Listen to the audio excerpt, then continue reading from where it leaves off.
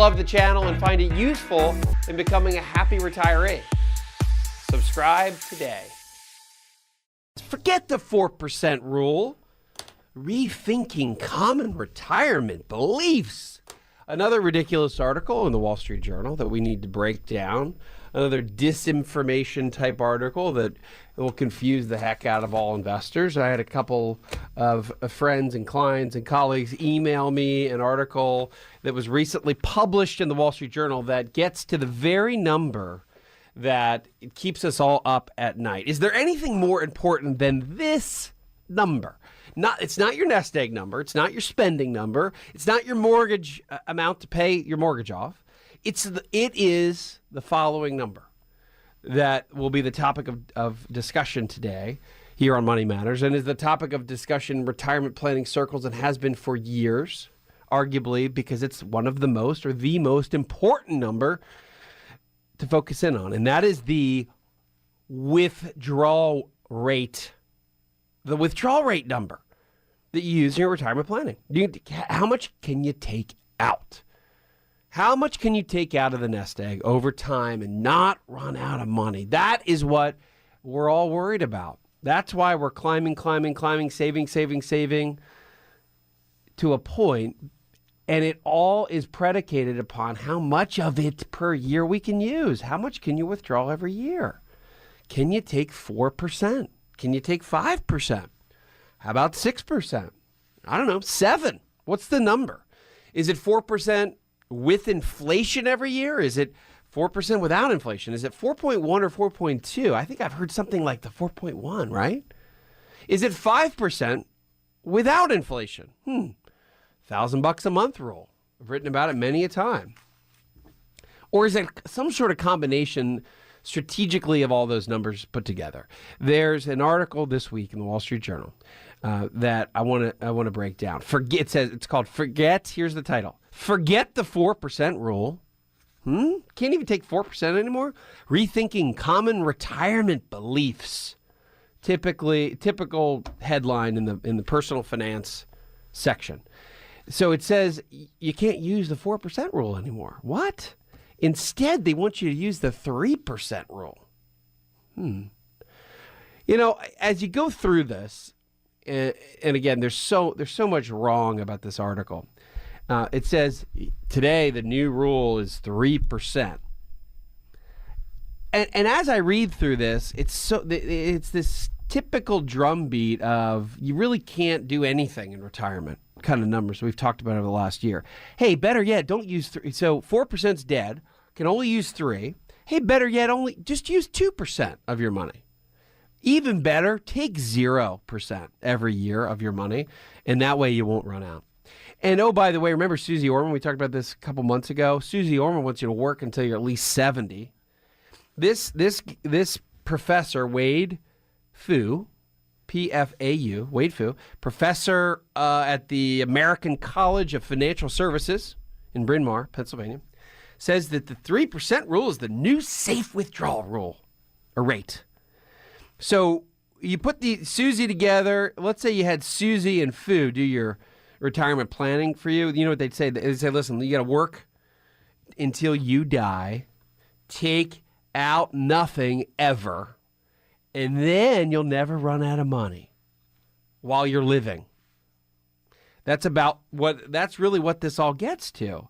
And I have a huge problem with all of this crap advice for a lot of different reasons.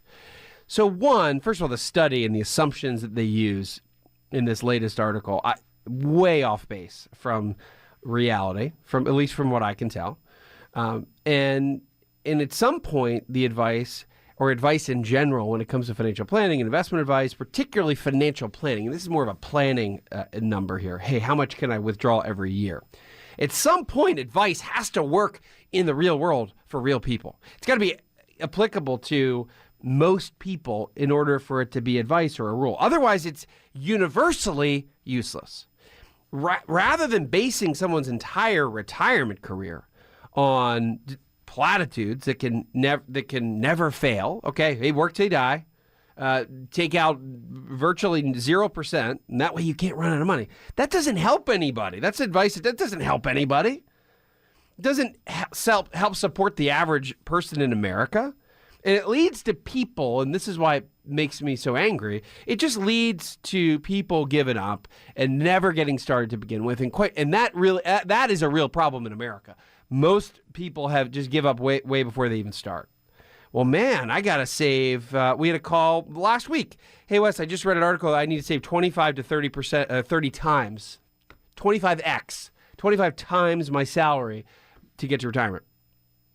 So I'm making 100 grand. I have to have at least $2.5 million, right? If I'm making 200 grand a year, I have to have $5 million in order to get to retirement. How many people do that? Not a lot of people. Not a lot of people. And then, so you got to save 25, 30x your salary. Then you got to work till you're 70 and then never use any more than 3%. That's pretty discouraging, if you ask me. So no wonder most people quit before they start. So today I wanted to get into some real world advice.